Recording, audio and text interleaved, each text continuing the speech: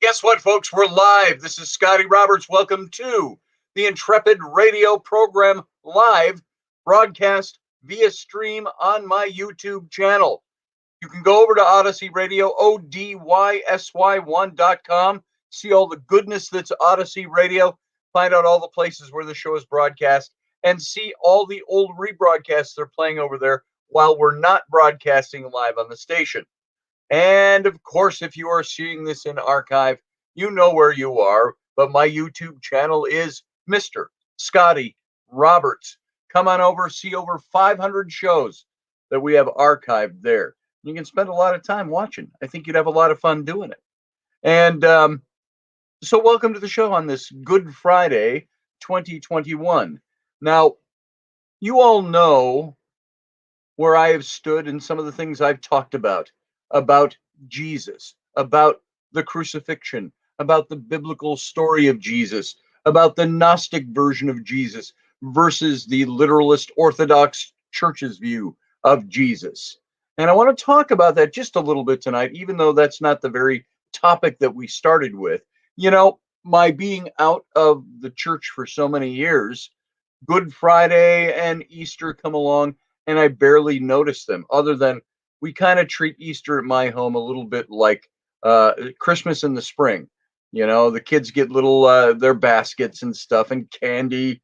It's like Halloween, only with an Easter bunny and a religious message somewhere buried in the mix.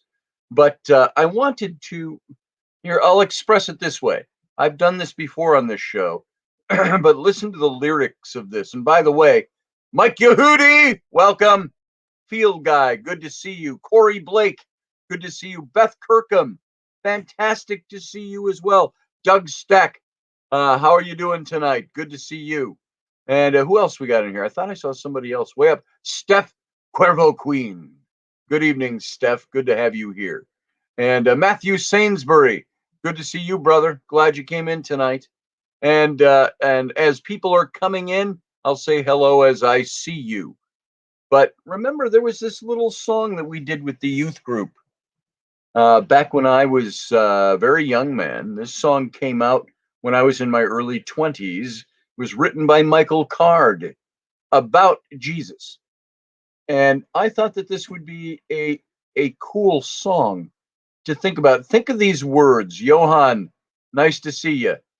The song says this: "It seems I imagined him all of my life as the wisest of all of mankind. But if God's holy wisdom is foolish to men, he must have seemed out of his mind. For even his family said he was mad, and a priest said a demon's to blame. But God, in the form of this angry young man, could not have seemed perfectly sane. When we in our foolishness thought we were wise, he played the fool and he opened our eyes. When we in our weakness believed we were strong, he became helpless to show we were wrong. And so we follow God's own fool, for only the foolish can tell. Believe the unbelievable, and come be a fool as well. So come lose your life for the carpenter's son, for a madman who died for a dream. Then you'll have the faith his first followers had. You'll feel the weight of the beam. So surrender the hunger to say you must know. Have the courage to say I believe. For the power of paradox opens your eyes and blinds those who say they can see.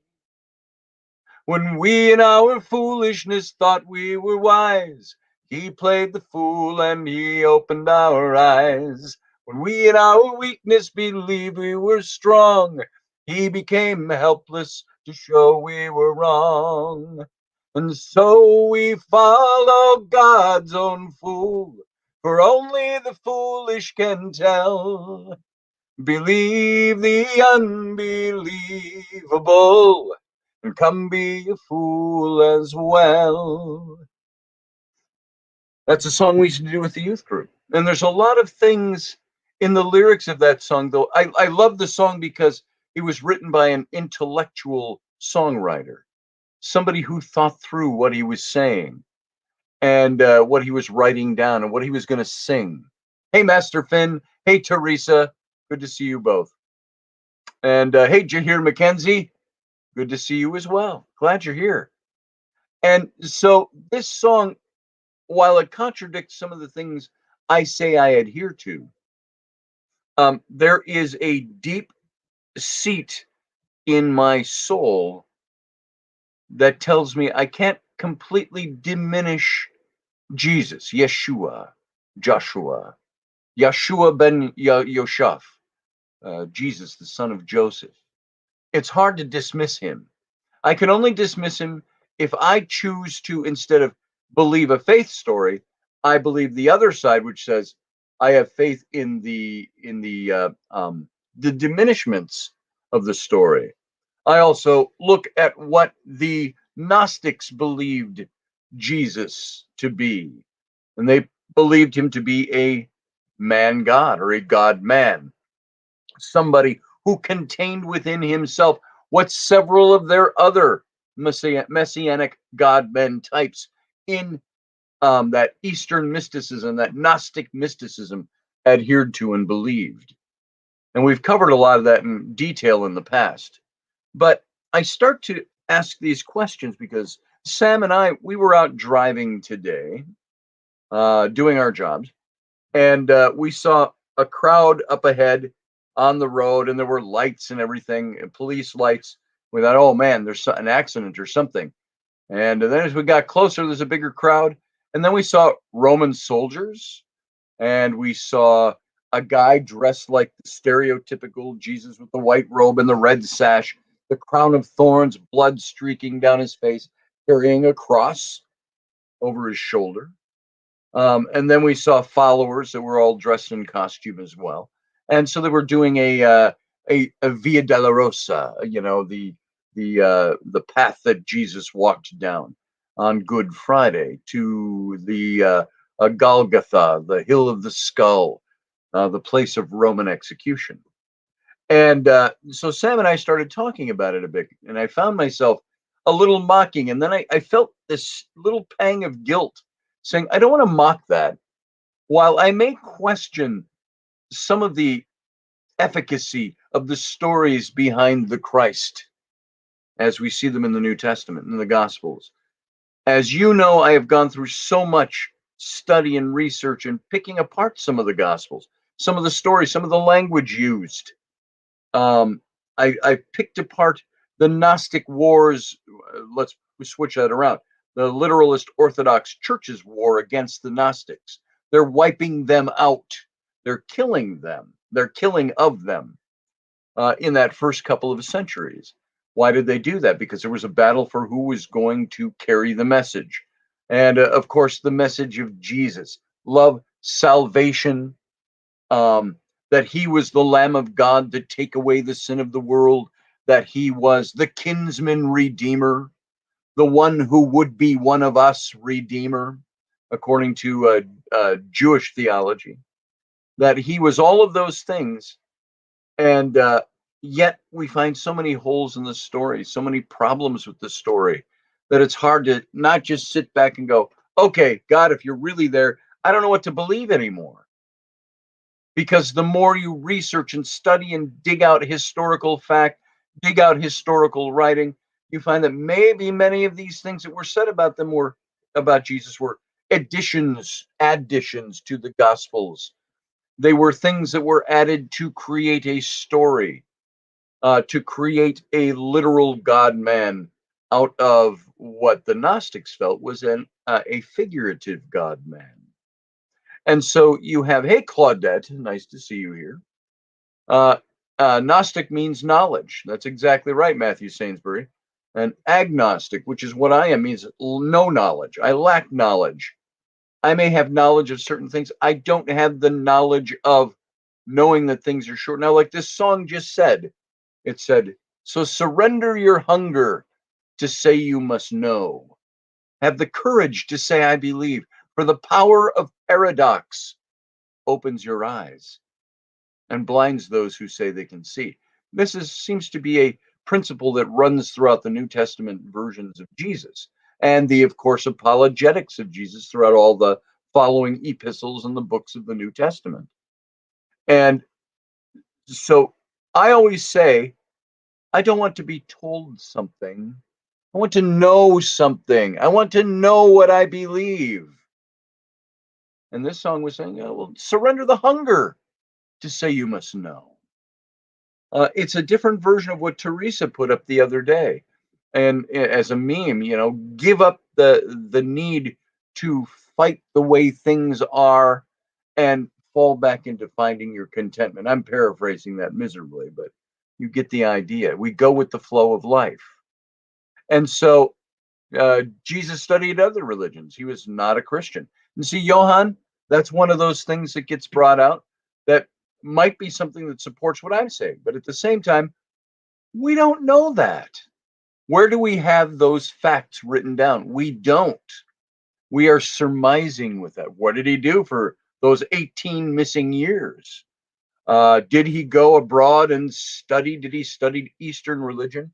I know there are some enclaves of Eastern religion that say, yeah, he studied here in this mountain. Or was he just a carpenter for 18 years? Grew up as the son of Joseph. Do you remember in Nazareth, I believe it was his hometown, where he was preaching in the early part of his 3-year ministry? And he's preaching, and the people are all going, hey, isn't this the carpenter's kid? We know who this guy is. Now he's telling us that he might be the Messiah. This is the carpenter's kid. We know who he is. And it said, in one place, it said they were going to take him and throw him over the cliff outside the city, and that he escaped from them. It says, and he escaped through their midst. Does that mean he did something magical, something godly, something divine? Or does that mean he just slipped away? He ran.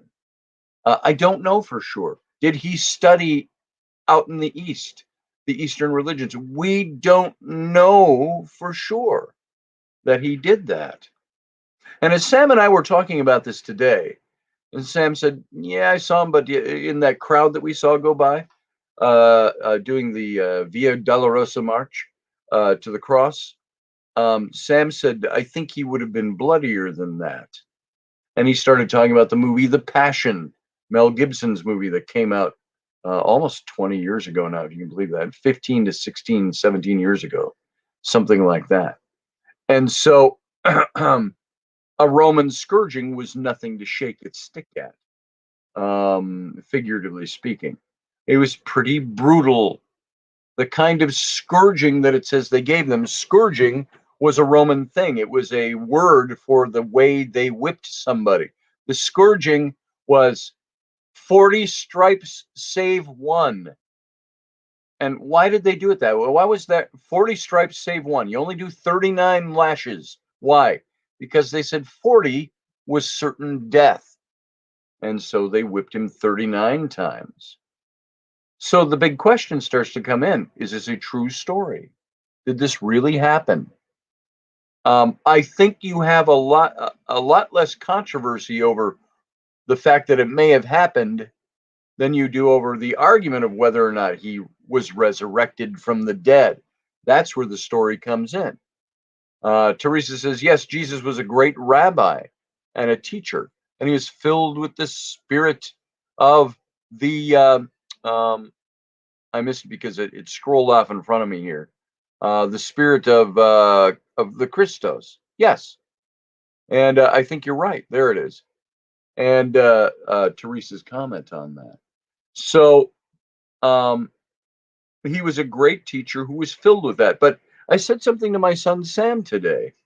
I said, did Jesus, we were talking, I said, do you think he knew who he was at this point? If he was truly the Son of God? Is this who he really was? Was he the kenosis, the emptying of the Godhead to come down into human form? Is this who he really was? Or was he as empowered as any one of us could be? What gave him his special empowerment? Was he actually God, very God? Or is this what the teaching of the disciples wanted us to know? And so we look at that, and my answer to that to Sam was, keep in mind when he's praying in the I'm sorry, the Garden of Gethsemane. And I did an interview last night, and we were talking about the Garden of Eden. When he prayed in the Garden of Gethsemane, it says, and he sweat, as it were, great drops of blood as he was praying, which is a medical thing. It's the breaking of blood vessels. Somebody becomes so emotionally anguished. Remember we were talking the other night? We are talking about the power of positive thinking and that negative thinking and some of the things that negative thinking does to our bodies, ulcers and other things. One of them is, now this may not be negativity per se, but such anguish, such troubledness of soul, of spirit, however you want to define that medically, that they say that this whole sweating the drops of blood, that the blood vessels in the head and the face can break into the sweat glands, and you can sweat.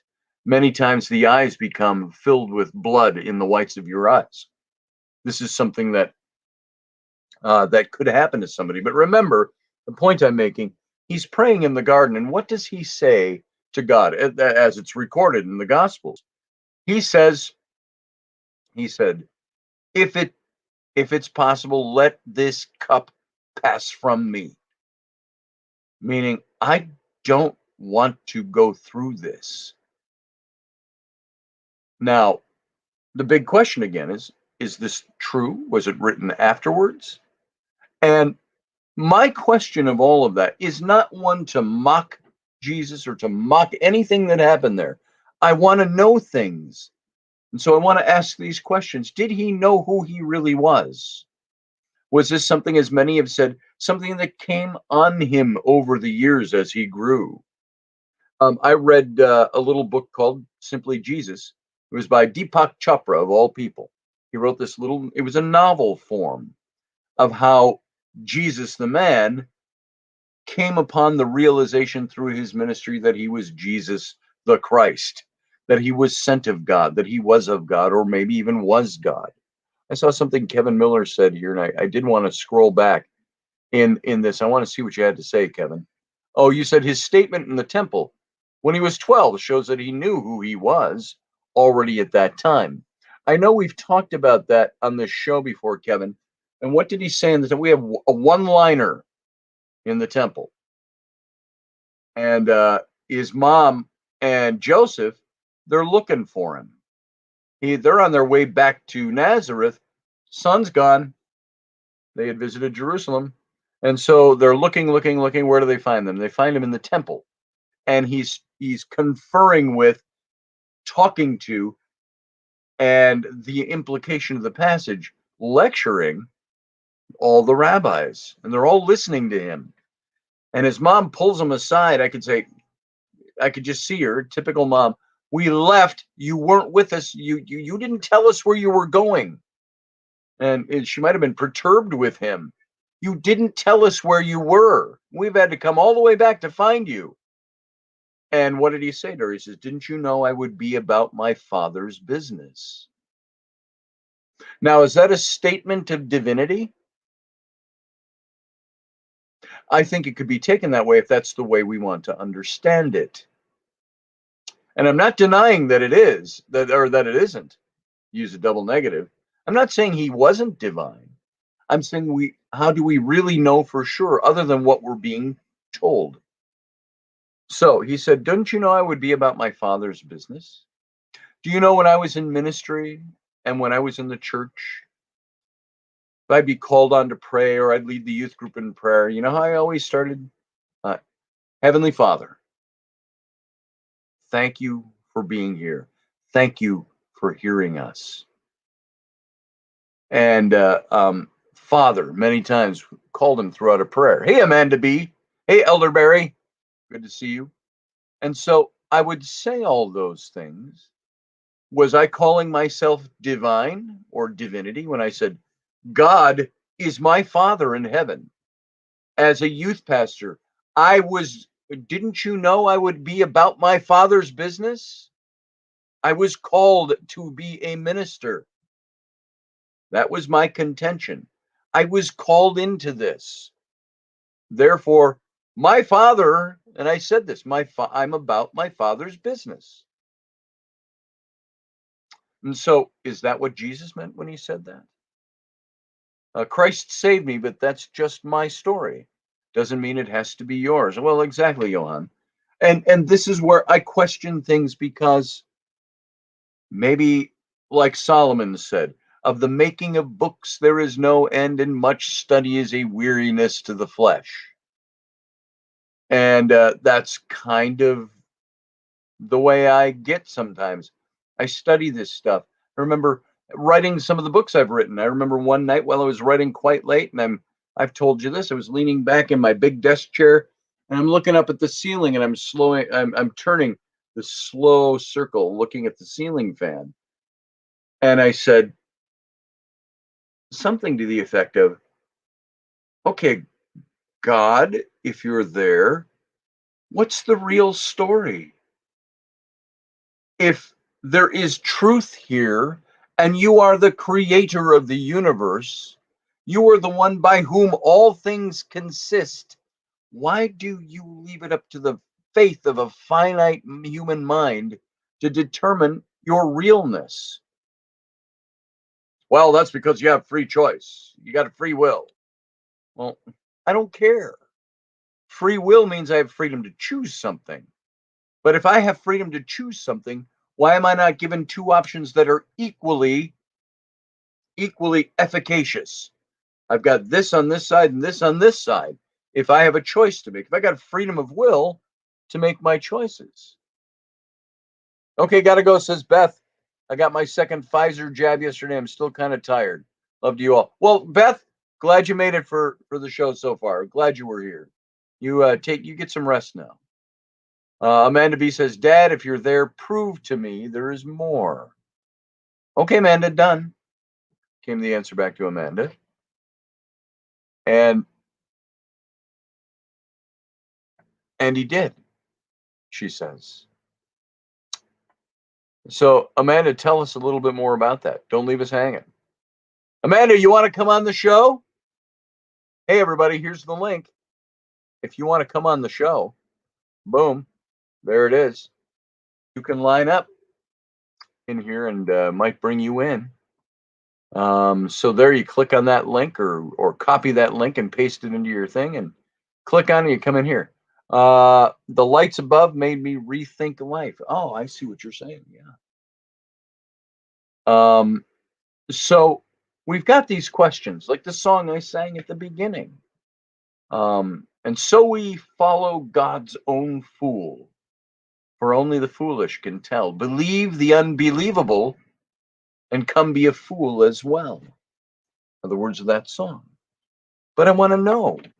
And so as Sam and I talked about this a little more today, I would like to have him in here. Hey, Sam! See if you can hear me out here. The trailer's shaking, so he must be walking. Sam! Come here! All right, he's going to come. I want to get his perspective on this. I was in the worst forked road when I got very angry at Dad and God. Then it all started to change, says Amanda P. Does what we believe about God and about religion and about Jesus, especially on a Good Friday, as we review these things in our own life, what bearing does that have on what we believe? Hey, sit down here. I'm talking about, remember the crowd we passed today? Yeah. We started talking about that stuff. What are your thoughts? I'm talking here about stuff. I'm talking about Jesus. Did he really believe he was God, do you think? Is that what the Bible says? Do you believe Jesus was God? What do you believe about Jesus? I'm very curious, because you were raised in a home when we were all very Christian. So I'm curious what you think about this stuff, based on the discussion we had this afternoon in the truck. I don't know. Oh, okay, thanks, honestly, Sam. I'm not sure. To me, it's kind of one of two things. He was either some kind of like uh, like some of our conspiracy theorists, as you might call them today, and he was just like, "This is what I believe, and it goes against what you believe," so they had him crucified. There you go. Or he was some sort of I don't necessarily think that he was God per se, but maybe what he was supposed to be, a Messiah. He was In the like a Jewish sense, vessel. the Messiah was the kinsman redeemer, the one that would be one of us, redeemer. That's what Messiah meant, Christ, the Savior. So I was just curious to get some of your thoughts on it, since I was talking about you while you're out there watching Lord of the Rings. Oh, yeah. So you can go back to watch Lord of the Rings you want, or you can hang out here, whatever you want to do. Well, So I was about to go to the. So. Okay, see ya. So, all right. So we can go on and talk about this a little bit more. If anybody would like to come in and talk about this and what you think, you can come on in and talk about it. You got the link. I'll throw it in one more time so you don't have to keep backtracking.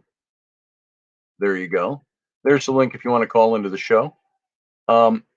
Otherwise, we've got some other things to talk about too. He was special for his time because he seems to have had an impact on his followers. Yeah, he did. But a lot of people, Matthew, I'm just throwing this up as sake of discussion. A lot of people had impact on their followers. A lot of the messiahs, the dozen or more messiahs that came before Jesus, that were considered to be God men messiahs, they had impact on their followers. Now, of course, Christianity won out as one of the big three religions. But the original Christians, the Gnostics, fell away. Why? Because the literalist Orthodox Church, which later became the Roman Catholic Church, they pretty much wiped them all out. So, that's one thing I always wondered about. When did the dispensation change? Dispensation meaning the edict, the mandate of God for a certain period of time, the dispensation. When did that change? I thought the new covenant was supposed to be in Jesus, the Savior. Yet we see this dispensation where the early Roman Church, the literalist Orthodox Church, used a mode and a method of killing those who weren't believers. Is that what Jesus said? Go ye out and preach the gospel to the whole world, murdering those who do not believe. That was not a Christ teaching. Yeah, that Jones dude, Jim Jones of Jonestown. That was when I was in high school in the late 70s. He had a lot of followers too. British Guyana. Yep. And so that's a question for y'all. Anybody out there, if you're a thinker about this stuff, if you believe one way or the other on this issue, why do you believe what you believe? Is it because the facts are there? We choose to believe that by faith. Why would the early church, the vessel of spreading God's gospel and the love of Jesus around the globe, why for the first 200 years did that movement, that literalist movement, that Orthodox movement, why was that a movement that incorporated killing those who were non-believers? Was God like, hey, I'm okay with that? They're giving the wrong message, so yeah, let's wipe them out. Was it a very Old Testament practice to go wipe out the non-believers? Why did the church do that? And I know there were many sects of the church, sects, S-E-C-T-S. Johann said, if you want to find a hypocrite, go to church. Yeah, well, that's true. Of course, we always had a counter saying to that. If a hypocrite is standing between you and God, Who's closer to God, you or the hypocrite? You know, that was one of those things that we would follow up with. We got Field Guy in here. Field Guy, it looks like, is going to come on in and teach us all something about this topic tonight. So hang on, I'm going to add him in. All right. Hey, Field Guy. Greetings. Excuse me, I got to put on my headset. My whole thing is set up tonight. Because I came off of Jimmy Johnson's. Pardon me. Hold on. Persona non grata. There you go. I came off of Jimmy Johnson's show. And so now I got my headset on. I can hear you. So there's no feedback. I heard he had a new show, but I didn't watch it. It's a political show. So okay. what do you think of this stuff? Who else wants to come in too? Let's discuss this. What are your thoughts on about all what? this? About The what whole exactly? topic we're talking about.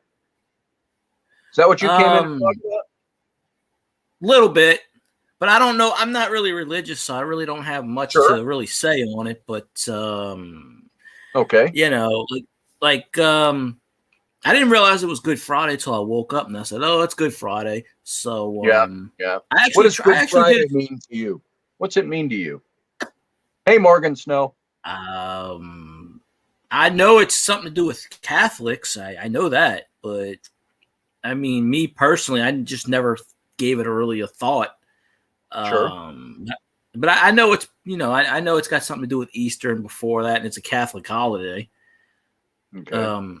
Other than that, I really don't, Do you know what Good Friday is supposed to be commemorating? Jesus? Yes. What about Jesus? I'm giving you a quiz. I'm quizzing you. See what you know. Is that when he was crucified? Yes. Crucified on Friday afternoon. I was just guessing. I have no idea. That's it. I didn't really grow up religious. I didn't really have to go to church or anything. I didn't really grow up religious, so I don't. Sure. That's all right. I was just curious to know what you knew. I know a little bit, not much, but I was doing a stream today about what you were saying the other day, sort of like being positive and stuff. Yeah. And I was trying to be as positive as I could possibly be. And I still had a negative Nancy come in my stream and say stuff. That's okay. So, no. That happens even when you're being positive. So true.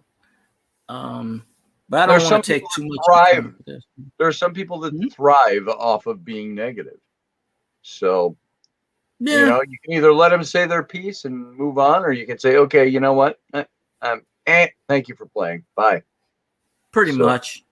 Yeah.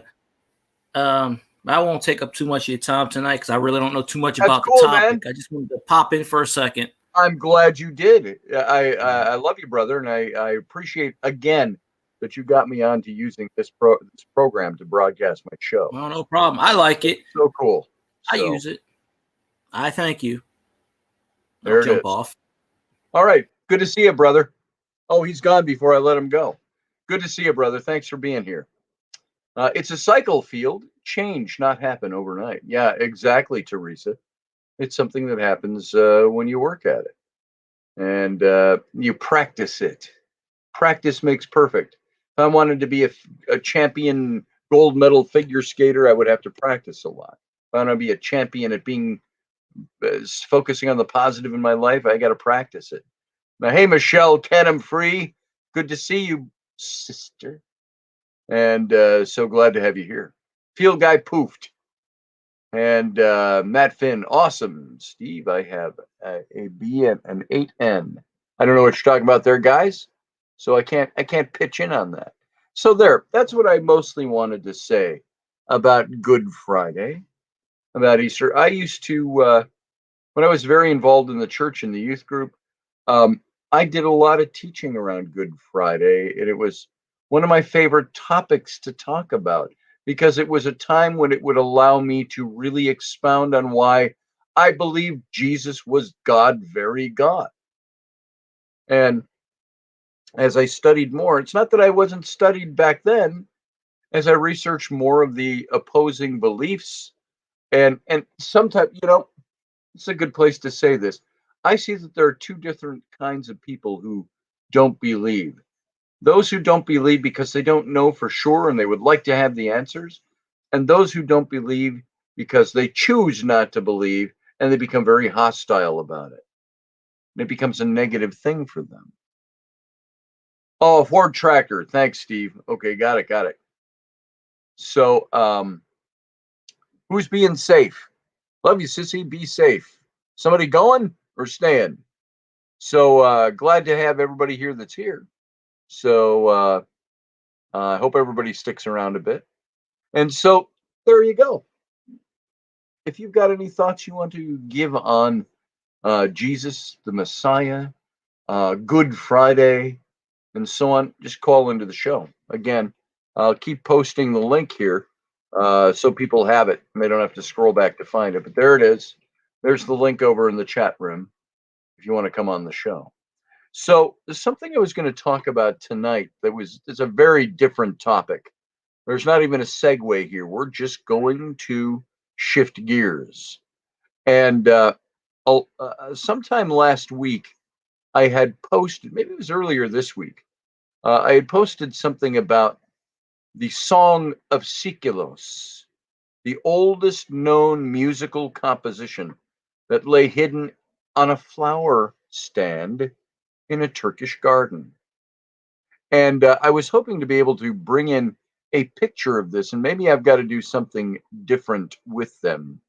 But if I wanted to, oh, let's see, I could share my screen. Oops, oh, I'm glad I didn't share that one. Hold on. Let me put a couple of things away. Nothing naughty about me, not me doing anything wrong, just things I should not be showing on screen. Let's see here. I've got something I think I can share with you. And let me find it. It's not there. I'm going to get rid of that. I'm also going to go over here. Okay. And let's see. I'm going to see if I can show you this particular picture. All right. Here, take a look at this. See if I share my screen. Share my screen, share a video file. I can share a video file. I think there's a very interesting video file here. And I'm wondering if it allows me to do that. No, I got to go find it somewhere else. So if I share my screen, let's see. Screen sharing is easiest with two monitors. Screen sharing works best on a good computer. Some screens let you share audio. Okay, don't show these tips again. Share my screen. Okay, folks, there you see my screen. And I'm going to go over here, and I think it's right here. There now, hopefully, I got to check back because I don't have a dual monitor. There you go. This is the Song of Seikilos. And this is engraved on a flower stand that was found. And I'm going to tell you a little bit about this. And they say it's the oldest composed piece of music that exists. All right, I'm going to cancel that. Oh, did you see that? Or was I supposed to do something different? Screen sharing was canceled, it says. Make sure you click share. Maybe it didn't even come up. Hold on. I'll try that one more time. Share my screen. And, oh, I got to hit share. I don't know if that's what's doing it. Oh, I see. Okay. Here, hold on. Hold on, guys. All right, share. There you go. All right, that's how you see my screen. This is how I see my screen. Here, I'll do this again. I'll go over here to the Song of Seikilos. Now, that's the inscription in Greek. And this is an ancient form of Greek. And it was a song, they say the earliest song ever found that was composed. All right. So I'm going to get out of that for a second. Let's stop the screen. And good. I'm glad it came up. All right. And by the way, I'm going to get my music and my music headers and all of that from the beginning of the show that we used to have when we were pre-recording. I'm going to get that done up, and we're going to be able to import that in here as well and use it at the beginning of the show. So, yeah, nice Koine Greek. Exactly. That is the language of the New Testament, predominantly. Now, the other picture I wanted to show you of this, let me find it, is it's this one. Okay, let me call this one up for you now. All right, you ready? This is another shot of, you're going to see me sharing my own screen right there. Let's go back over to this. This is the marble stele, or stele, if you want to call it that. And if you look very closely, you're going to see the Greek inscription of this, and it was a flower pot. And so this is where this was discovered, and it was in somebody's garden. All right. So let me stop sharing my screen. Boom, like that. Oh wait, I don't think I ever shared it. Hold on, I don't think I ever got there. Hang on. Let's try that one more time and see if I can show you what this thing looks like. Share screen. Boom, and share. Okay, maybe I did. Yep, because there it is. And this was the stand that was found. It was a flower pot. And it's got this song written on it, a musical composition. All right. So I'm going to stop sharing. And we're back to our screen now. It's amazing the relics that are lying around some parts of the world. Yeah, it really is. You know, when we were walking through old Cairo, John Ward and I, and we're going through old Cairo, where they said, by the way, the home of Joseph and Mary and Jesus when they fled to Egypt was in this quarter. And there's a church that was built on top of the home or out of the home. And what's interesting is that the church goes back over 1,700 years. So when would they have started building this church on this site, commemorating that Joseph, Mary, and Jesus lived there? Oh, in the late 200s BCE or AD. And so within 200 years, in ancient times, within 200 years of Jesus walking on the earth, they say this was the house that they owned in Egypt. And this is where this church was built. So it's very interesting. So we're walking through old Cairo and we see old pillars from ruins that crumbled in people's very narrow cobbled streets. And there were little patios and gardens. And there was one at kind of a little triangular section in the crossroads there. There was old pillars in there, in and amongst the garden that was put in its place. And we were commenting on how some of the old artifacts are still there. And so this Song of Seikilos, it is it's a beautiful little song, but it had a powerful message to it as well. And it's the oldest known musical composition, and it was in a flower stand in a Turkish garden. And the Song of Seikilos is the oldest complete surviving musical composition in the world. And it's engraved on a marble stele that served as a flower stand. And the beautiful composition was also known as Seikilos Epitaph. And it dates from around the 1st or 2nd century AD. And it was inconspicuously being kept in the garden of a Turkish woman prior to its current placement in the National Museum of Denmark.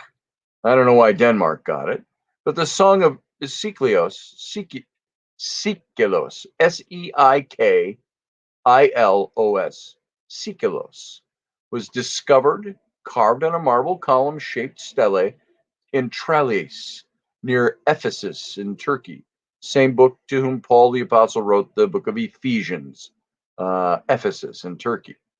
And in 1883, it was when it was found. And although short in length, the piece of the past has remarkable historical value in its rarity as an artifact. It's not the oldest song in the world, which is attributed to a Sumerian hymn back 4500 BCE, but it's unique as the sole composition, which has remained complete all throughout history. And it's a song that's got a message to it. The Song of Seikilos, think of Seikilos. It's like that. Seikilos. Not Seikilos with the big hair on Ancient Aliens, but pronounced similarly Seikilos. And um, I see Johan said something about a wheat cutter. They found wheels at the bottom of the sea in Egypt. Yeah, they have. They found wheels down there. They think they're chariot wheels. And so, but I would say that it was at a place in the Red Sea that was probably far too expansive for the Exodus to have taken place there. So they're not quite sure. You'd fall off a boat, part of the Exodus. What is it? So the Song of Seikilos. It was originally engraved on a tombstone, a stele, accompanying the message from the Seikilos to Euterpe, and together with a poem. And most researchers seem to agree that the song was a dedication by a man named Seikilos to his wife, possibly named Euterpe, who had passed away, and as the history blog has described. It says this: it's the song that ensured the stele would be an everlasting memorial, because he didn't just have the lyrics engraved, but rather also included the melody in ancient Greek musical notation. So there is the composition of the music. There's actually a video here that plays, and I don't think I can import it. Or play it. I would have to have had it imported.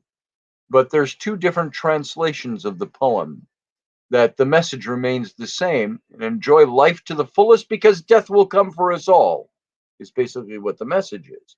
And the first translated version of the poem reads like this. Now listen to this. This is a 2,000-year-old poem that has music put to it. And this is how it reads in the Greek. It says, "While you live, shine. Have no grief at all. Life exists only in a short while, and time demands its toll." Now, there's another translated version that's just slightly different that says, "While you live, dance and sing, be joyful, for life is short, and time carries away his prize." Now, the marble column also bears precise engraved descriptions about what this piece was meant to be. I am a tombstone, an image. Seikilos placed me here as an everlasting sign of deathless remembrance. That's engraved on the thing. And so the song had this journey that went along with it.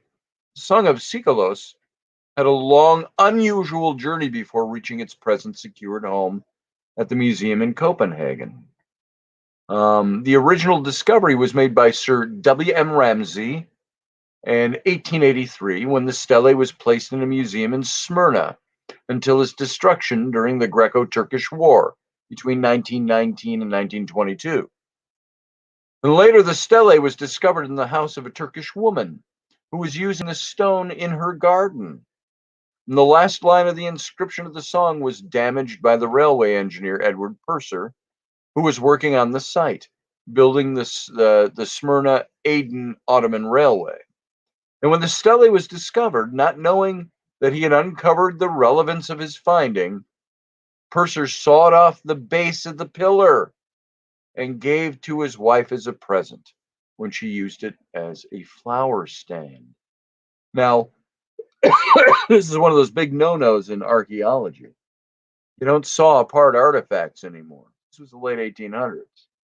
So you don't do that anymore because it destroys antiquity. So there are musical notes on the thing. Beside the engraved words on the stele, Seikilos also made sure to record the musical notion of the melody in ancient Greek. So now, for the first time, this is why it's so unique, we have an artifact of the lyrics of a song and then the musical notations to show how it was supposed to be played. how it should have sounded. And the ancient form of the musical notation is old. It's dating back as far as 450 BC, and it involves the use of the alphabetical characters and accents, and in this case, placed above the Greek vowels. And these details refine the rhythm and indicate precisely upon which syllables the pitch should rise and fall. Now, I want you to see this again. Take a look at this. I'm going to share my screen again. Boom, boom, and let's share it. It's going to come up with my broadcast first because I don't have two monitors to do this. We'll go over where this is. Now look at this. If you can see where my mouse is, you can see right here, here, here, here. All of these little marks on this ancient 2,000-year-old stele, all of these marks are musical notations. Boom. You see all of those? I think that that's pretty cool. It's very unique for an artifact, to where you've got not just the artifact itself and not just the poem itself, but how that poem is supposed to have been sung and what the music should have sounded like in ancient Greek, right? And its sound. Now I'm going to try one other thing here. I know that there is a version of this song, and I can't transport it into the show, but I can give you an idea of what this sounded like. Hold on, and let me find this piece of music. Okay, I believe this is it right here. Yep, that's it. Okay, hold on. Let me share my screen with you. And you can, well, I don't need to share the screen. I just need to have you hear the sound. All right, hopefully you can hear this on your end. This is very unmechanically sound the way I'm doing this. But if you listen to this for a moment, you're going to hear what this is supposed to have sounded like. Here we go.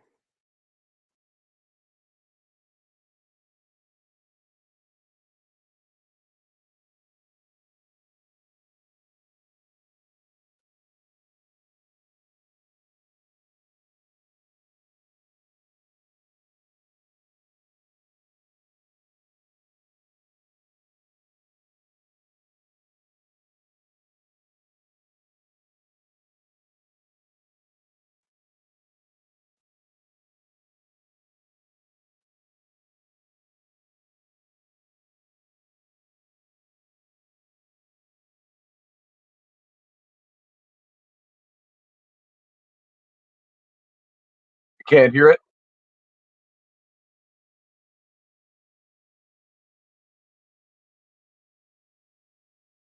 And then they jazz it up a little. Okay, so if you can't hear that, that's my limitation. Sorry about that, guys. You know what I'll do? I'm going to stop that, and it might be that I'd be able to download this. Sorry about that. I'm sitting here in silence for all that time, leaving you in silence. Sorry about that, guys. And so I can download that somehow and get you an idea of what that thing sounded like. And let me see if I can even download it right here while I'm listening to it. We're gonna look for this. Bear with me a second. I'm gonna copy this and see if I can find the Song of Seikilos in a way that we'll be able to listen to it on this show. Let's find out. Let's go over here and check it out. All right, we're gonna give this a shot. See if this works. Okay, ancient Greek Song of Seikilos.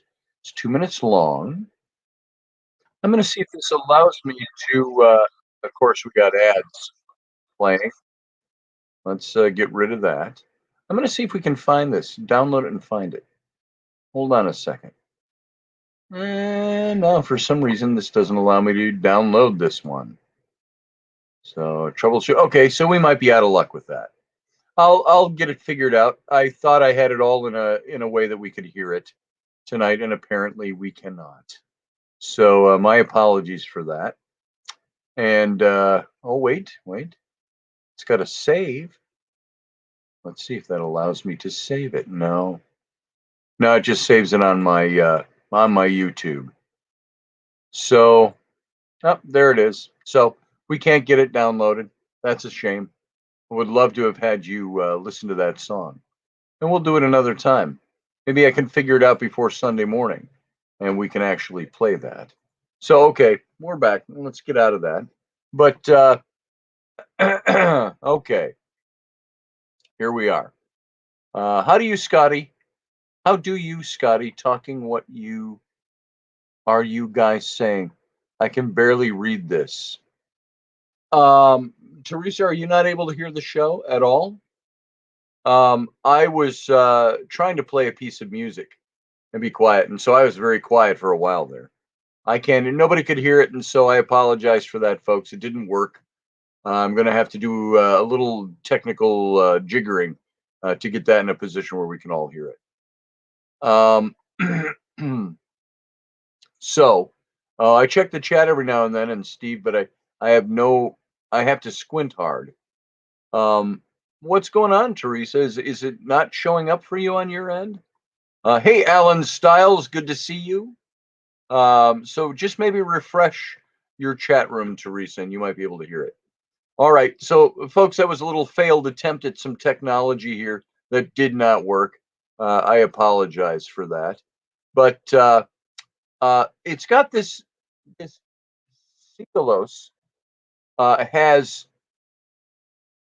all these musical notes that are put in the ancient Greek. It's 2,000 years. This is what makes it a unique artifact, is the fact that this thing was found in a woman's garden with a 2,000-year-old inscription, highly translatable into the poem, and it's a lyrics, and above all the letters, it's got musical notes as they would have written them 2,000 years ago.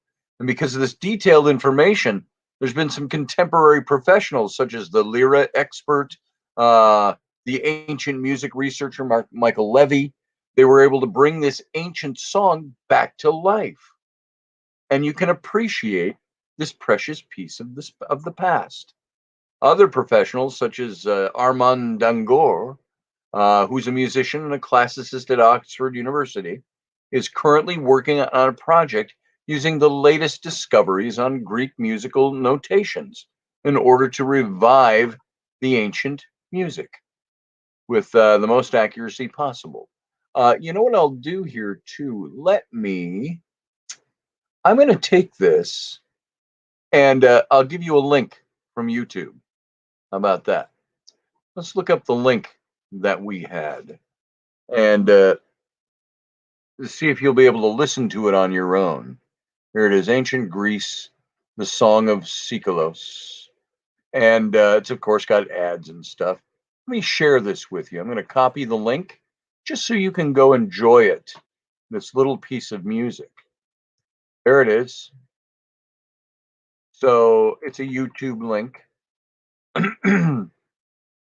So let's see. Oh, there's what am I missing something? Is something weird going on with the chat room, folks? Eat at this time. Okay, I'm missing some of what it is. There's a remedy people eat at this time of year called okay, that's not what I'm looking for. Awesomeness, Scotty, says Corey Blake. Thank you, Corey. So yeah, I've got my own glasses. I have my bifocals in it, as many of you know. So there. But to use my bifocals and see clear, I got to have my head like this for the radio show, and I don't like doing that. I'd rather sit a little closer and read it. So there you go, folks. I sent the link in. Here it is one more time. If you missed it the first time, there it is. You can go listen to that piece of music, and I think it's really kind of a neat piece to listen to. I'm going to see if here if it plays again. Okay, so this is about 1,800 years old. It was composed around 200 BC or AD, and so somebody reads it in Greek on the YouTube version. And then they will play it on the lyre, I do believe. Yep, there you go. So it's very cool. And if you guys want to go listen to that, listen to that. All right. And so to kind of wrap this little presentation of this up, the Greeks had worked out the mathematical ratios of musical intervals. As an octave, which is bum, bum, bum, bum, an octave is 2 to 1, a fifth 3 to 2, a fourth 4 to 3, and so on. And the notation gives an accurate indication of relative pitch. Letter A at the top of the scale, for instance, represents a musical note, a fifth higher than N, halfway down the alphabet. And so the absolute pitch can be worked out from the vocal ranges required to sing the surviving tunes. And so, thanks to this song, Seikilos precisely recorded information to assure the survival of his loving dedication to his wife who had died. And musicians today were able to reproduce the song, and you can listen to that and various interpretations of it at that link I gave you. So, this is one of those things that is amazing to me. And, we think now we've got all this data that we store digitally, digital recordings, digital letters, digital everything. We say we record those for posterity. What if the big what if happens and the grid goes down? What if this whole sunspot thing, that there's sun flare things they talk about that could wipe out every electronic device on the planet and it's never recoverable? What happens to all that data? If we have a data apocalypse, so to speak, and the grid goes down and everything goes down, what happens to everything, every little bit of information we have stored? What if that all disappeared someday? Well, what happened to us? Yet you've got a song that a man wrote for his dead wife, had it inscribed on a marble stele, and inscribed the musical notes that you know how to sing it. Yeah, listen to it after the show, Steve. You're welcome. So there you go, folks. This is what the title of the show was about. It was really about songs or artifacts that we find in strange places. I've got another one I want to talk about, and this is for Passover time. Maybe we'll hit this on Monday, but um, the I've talked about it on here before. The El Arish stone. Any of you remember what the El Arish stone is? It's a stone that was found, again, like this stele in a woman's garden in Turkey.